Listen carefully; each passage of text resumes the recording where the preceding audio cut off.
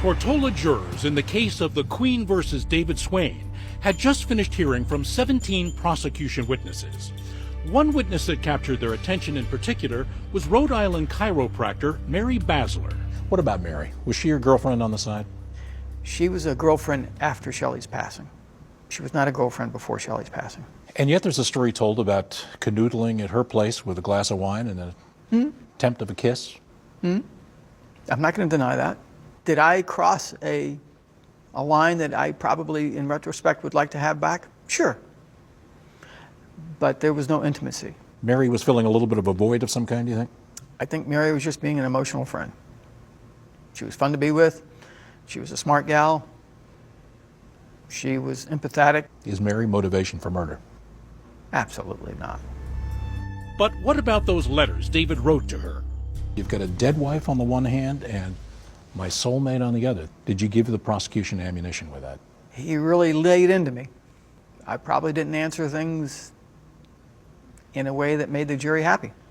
That idea laid out by the prosecution, that with Shelley gone, David Swain would get the money and the girl, was a juicy sounding motive.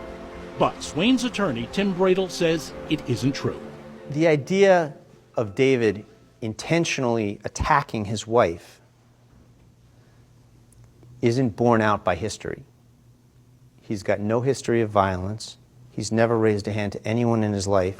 Yet what else but an attack would explain Shelley's broken dive gear found strewn about the ocean floor?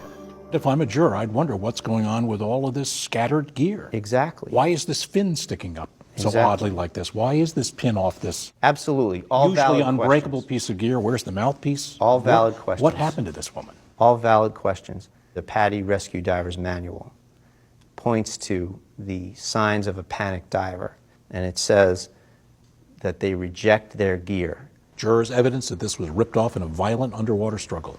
And the struggle might have been with herself. It's not uncommon, in fact, it's routine with panicked people to rip off their gear. Why does that happen? It seems inexplicable. When you are in a panicked situation, rational thought goes out of your brain. And the only thing that comes into your brain underwater when you're in a panic situation is getting to the surface. So they start clawing things off. And you've seen it. It's documented in the sport. I have rowed people to the surface, slowing them down so that they don't go to the surface too fast, replacing the gear as they're ripping it off their faces. A fresh angle for jurors to ponder about Shelley's puzzling death. Could something, a sudden medical issue, or maybe a startling sea creature, have set off a chain of events that caused Shelley Tyre to fatally panic? In court, the defense read the jurors excerpts from Shelley's own meticulous dive log book, a diary in which she noted each time she'd lost it a bit to fear. Dive 167, some initial panic. Dive 183, panic. Dive 266, I admit I panicked. Dive 274, panicked a little or more. But what about the prosecution's claim that if you believe David Swain's description of his dive, he had to have been right there when Shelley was drowning, 8 minutes after she entered the water? Now the defense said, hang on, how do we know Shelley stopped breathing after 8 minutes? In truth, Shelley was so petite she was known for using less air than an average diver. So if she was just sipping at her air supply, that meant she likely died well after 8 minutes into the dive, just as Swain had said. I wasn't there. By the time this happened, I was hundreds of yards away.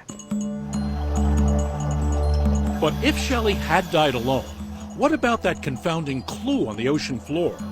Her dive fin found stuck toe first into the sand. The prosecution argued it was forced in during the attack. The defense wondered about that theory, and Dateline tried it out, conducting our own experiment down at the twin wreck site with the help of Tortola diver Keith Royal. I went down on the same area and tried to do the same thing myself with the fin on, and it was impossible. The only way I could actually get it to stick in the sand was physically with my hands putting it into the sand. In other words, Royal says someone must have put it there intentionally. But who?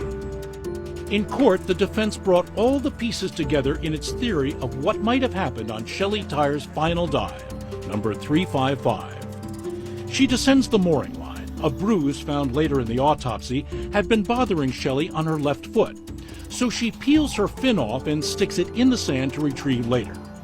She nears the twin wrecks, and perhaps a bit of water leaks into her mask. But the slight nuisance escalates fast. Frustration takes hold and mushrooms into full-blown panic. She can't tamp it down like before. Irrationally, she tears off her mask and rejects her regulator.